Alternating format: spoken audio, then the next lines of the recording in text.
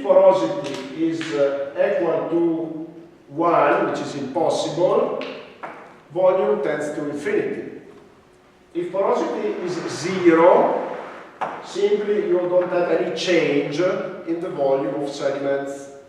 So in order to get an estimate of the sediment volume from the sediment weight, by taking the volume of voids into account, you need to divide by 1 minus 7, which is the same thing that you see there. It's complicated because there is a play of parentheses, a game of parentheses there, because I didn't want to write on the web page by using an image, so I want using text, and I need to play with parentheses. It's complicated to see, but it's written like this. It's not really written like this because the immersed specific weight is computed by multiplying the gravity by mass density, but doesn't change anything. If you take into account that rho times g is equal to gamma, this is what you think. I told you that it's a bit technical, so don't be concerned. I don't make many lectures like this one. But I think it is technical, but also exciting. I mean, it's because you can see the physical basis. And keep in mind that this is one of the most applied formulas in the world, worldwide. Especially for preliminary design, everybody applies this. And then, of course, if you want to get a more refined representation, then there are more complex models, but this one is really, and I think it is also nice to see how it is derived. I think it is really interesting. I'm not sure whether I can convey my enthusiasm to you, but I try. Okay, so we are done.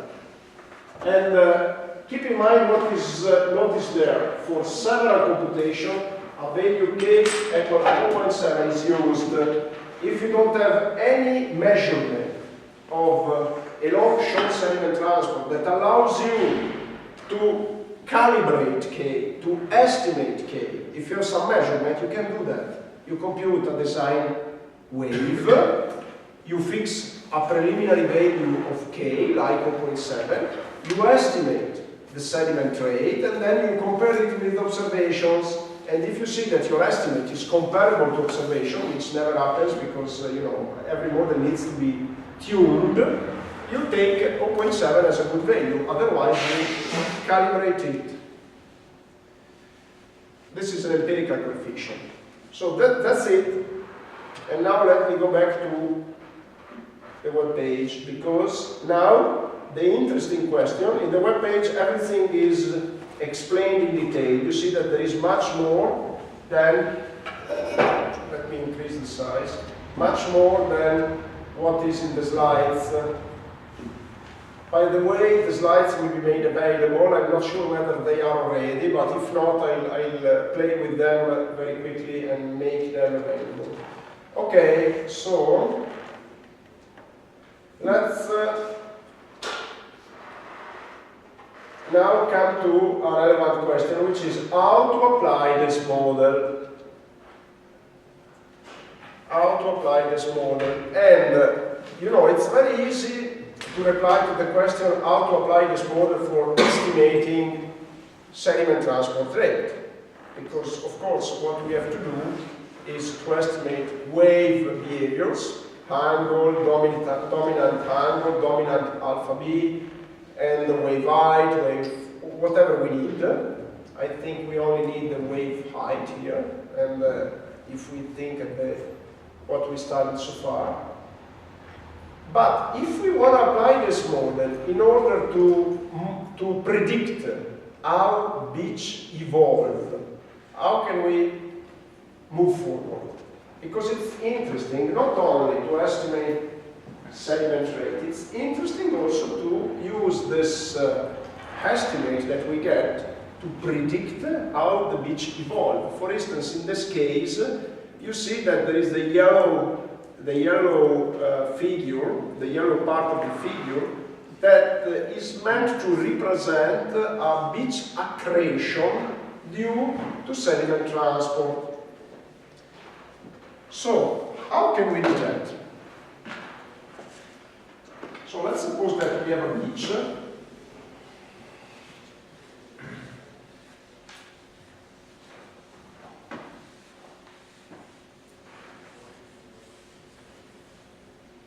Let's suppose that we have a beach, and a very simple one. I take a rectilinear beach. This is a view from the top. So we have waves arriving with an angle.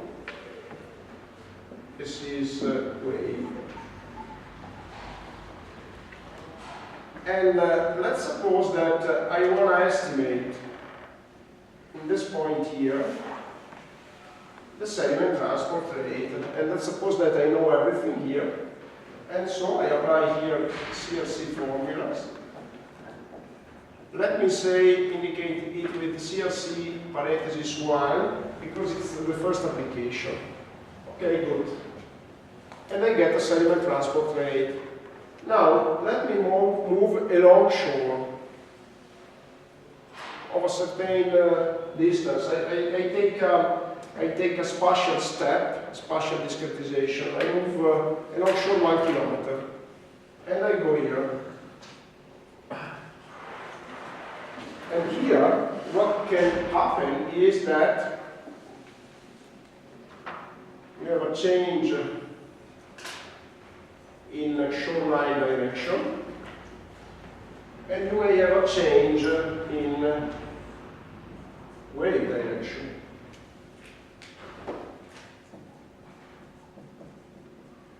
Not necessarily you have these changes, but it may happen.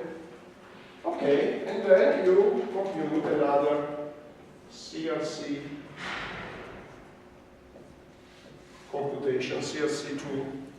So if you have that CRC1 is greater than CRC2, what happens there? It happens that you have accretion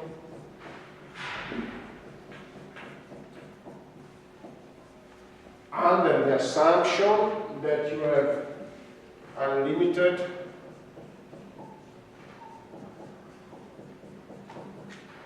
sediment delivery.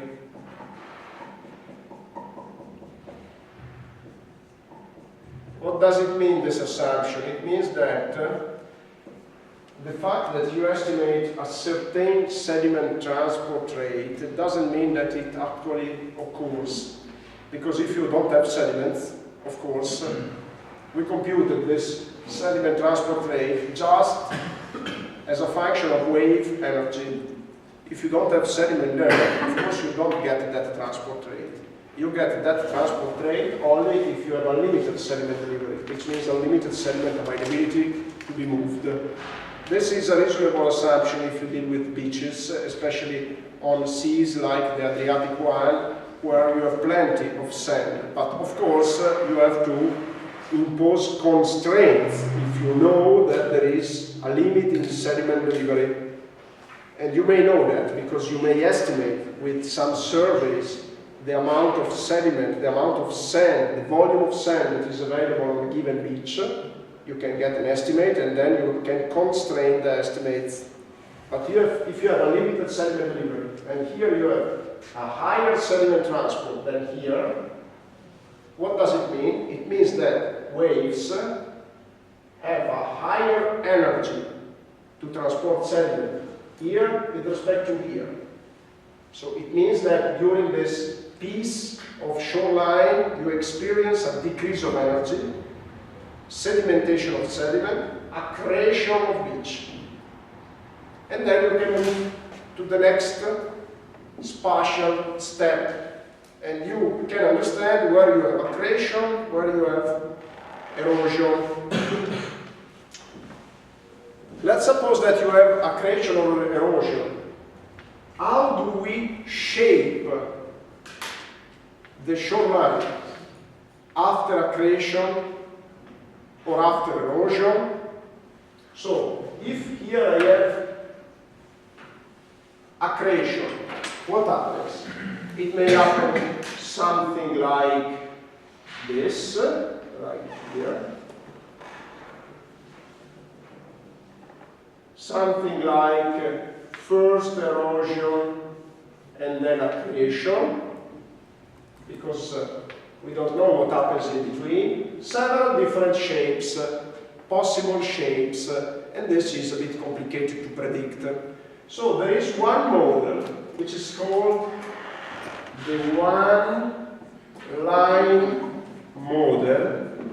It's widely applied, which introduces a quite heavy assumption. What is the assumption? The assumption is that the shape of the shoreline doesn't change with accretion, erosion. It means that the shoreline moves parallel to itself. What does it mean? It means that if I have accretion here, the resulting shape is this one. It is the same thing that you see up there in 3D, 3 dimensions. You see that the shape of the shoreline doesn't change. You have just a shift parallel to itself. Wow, this is a great idea. In this way, I can reduce to just a simple computation. And it's a very simple computation because you see that if you take that the shape of the shoreline also in the 3rd direction, I don't see here the 3rd direction. I just showed here how the shoreline moves from the top. But if you see there, the 3rd direction is the direction of the depth. You see that the slope of the beach doesn't change. We assume that also the slope of the beach doesn't change. And therefore, if I know the volume of that yellow part, which is estimated with the CERC formula, it's very easy for me to estimate even the volume, the overall shape, the overall geometry, because I already know it.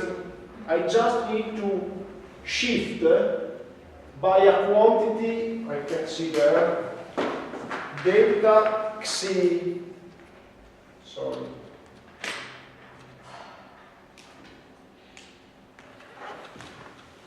You see the quantity up there, delta xi. I just need to compute this amount of shift given the fact that I know the geometry along the depth and along shore. It is quite simple. Of course, it is based on a very rough approximation. Moreover, there is to say that a relevant decision to be taken here is the spatial step delta y, because I said 1 kilometer between these 2 points may be too much. So, provided that you can define the geometry of the shoreline at a finer spatial scale, it's better if you take this step, which is shown there as delta y. It's convenient if you take it shorter, like 50 meters. It's meaningless if you shorten it to 1 meter, because it means that you should go there and every meter to estimate beach slope, a shoreline direction, which is not possible. But 50 meters, 100 meters may be fine. Maybe also 1 kilometer if it is very regular, if there are no abrupt changes in the shoreline. This is the one-line model, and we will make an application of it at the PC in a very simple case. And then I will ask the tutor to make an application of another more complex model. Let me see if I set everything. Okay, next would be the cross-shore sediment transport, which is much simpler. It is, we will deal with it only in a qualitative way. But before entering into this, I would like to introduce a couple of things, because next week I would like to ask you to bring your personal computer, and at least for 2 hours we will work on it, at least for 2 hours. And then in the second couple of hours, or maybe less, we will deal with cross-shore sediment transport. And then, in order to give you some preliminary information to be ready to start with the PC, I need 10 minutes to talk about the software that we will use. Okay. Did I tell you something already about the software? I don't think so. Okay, perfect.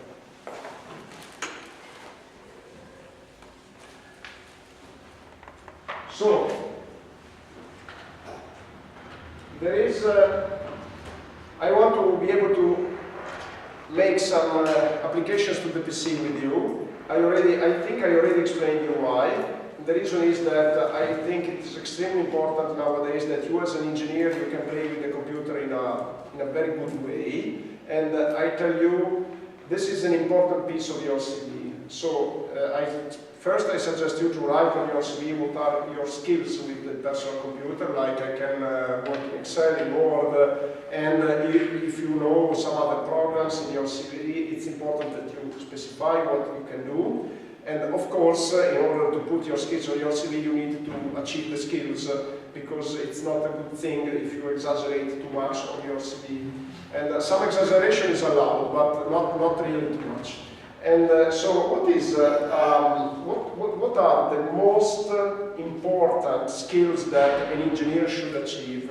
Besides working with Word and Excel, and keep in mind that everybody today is a very good Excel worker, so if you have still some things of Excel that are not clear to you, I suggest try to get very familiar with Excel. We don't focus on Excel because it's too basic for us. But rightly, because it's too basic, for the very reason that it's too basic, I suggest you, if you still have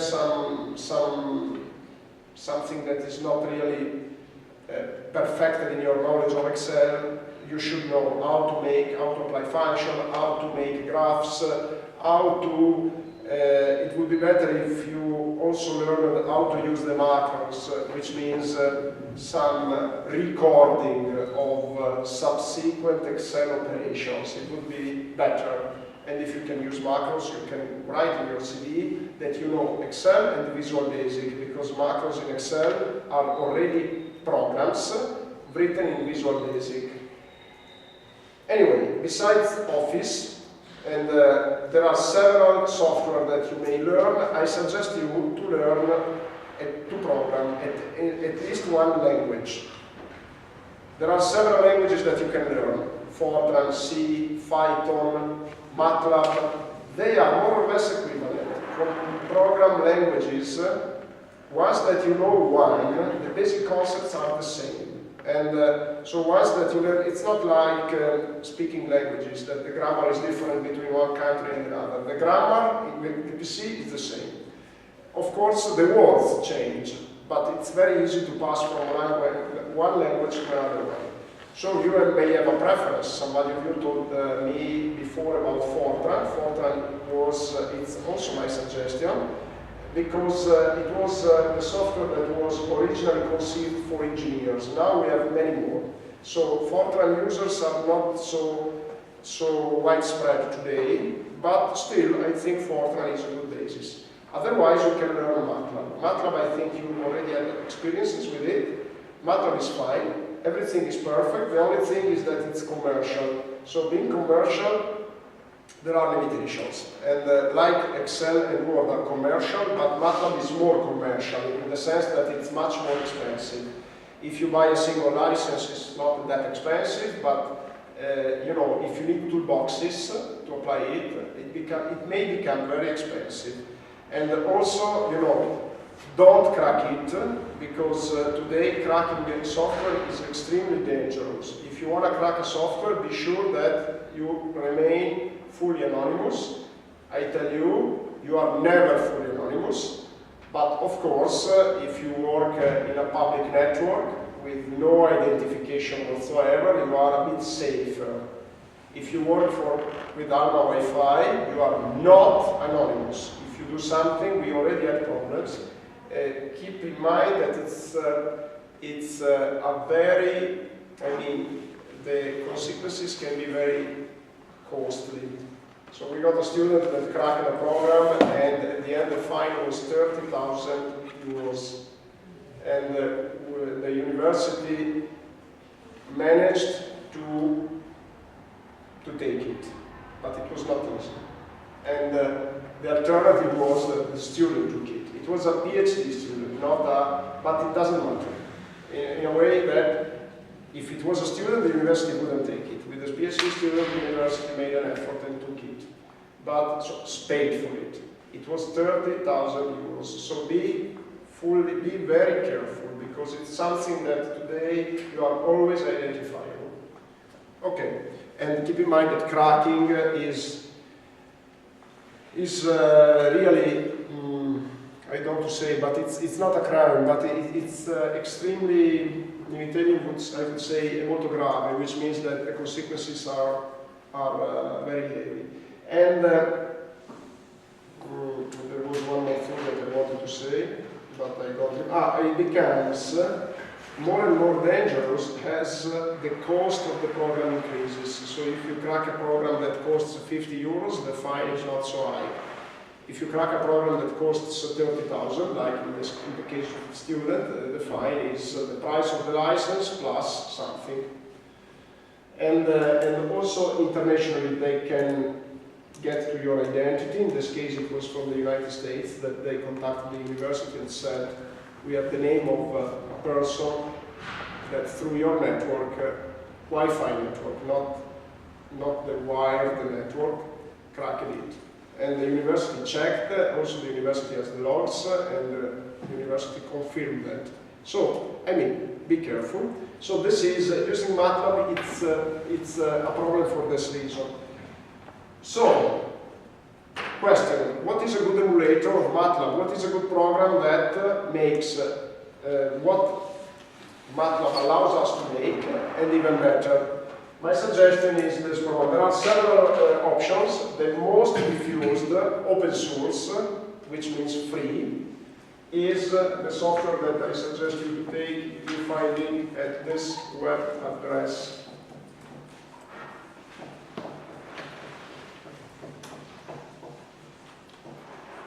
Okay, so let's see. Let's go to this web page.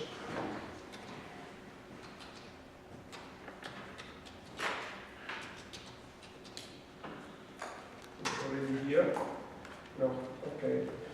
Let me see. www.r-project.org.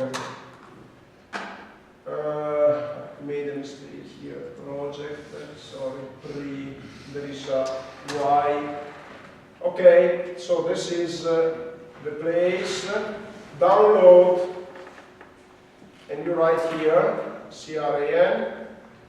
You need to select a mirror just by chance. Usually take the mirror that is closer to Italy, but this is not needed anymore. So Austria, also there are some Italian mirrors. Download R for Linux, for Mac, for Windows.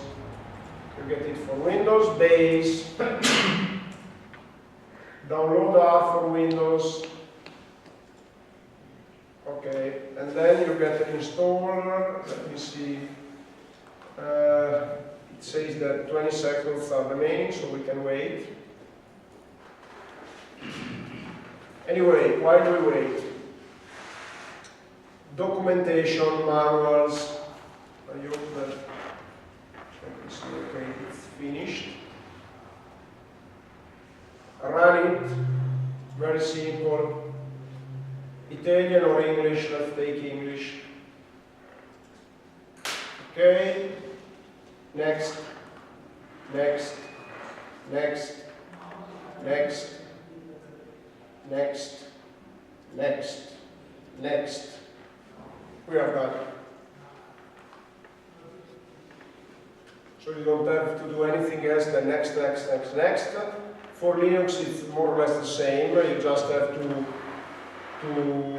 with the package installer, to run what you download, which is very easy. You don't need to start the program. I just want to show you how to start it, but it's very easy. There is an icon that is created on the desktop, and I just want to show you how it looks, but you don't need to do anything to prepare it. so, and I hope that I still have it next time in the desktop. I think so, because let me close it, close this. I can click here, and that's it. And then we are done. This program shows you a console, which is waiting for your input like MATLAB does. This is open source. I can tell you that everything is for free.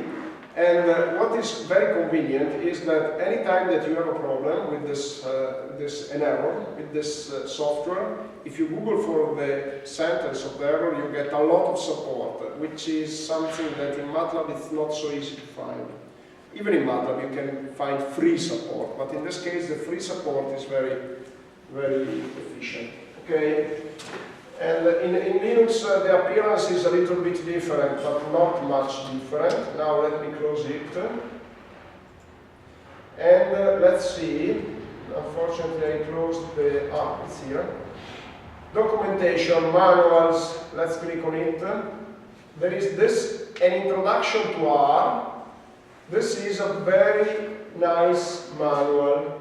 So I think R release, we can see the HTML, and this is a nice and not very long manual. You don't have to do anything but downloading it in PDF, so you have it. But don't look at it before Wednesday.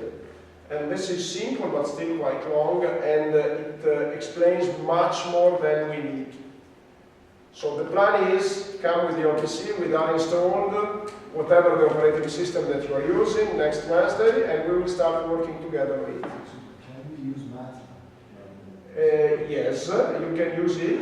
The only thing is that, of course, while I program in R, you have to translate instantaneously in MATLAB. I think you can do it very easily. It's not a problem. I just wanted to make you. My suggestion is try to use this, because if you already are a MATLAB user, so why shouldn't you get some more skills? This is my suggestion, but if you use MATLAB, absolutely not a problem. What we do can be done also in Excel, because we don't make very complicated applications, because we don't have the time to make that very complicated.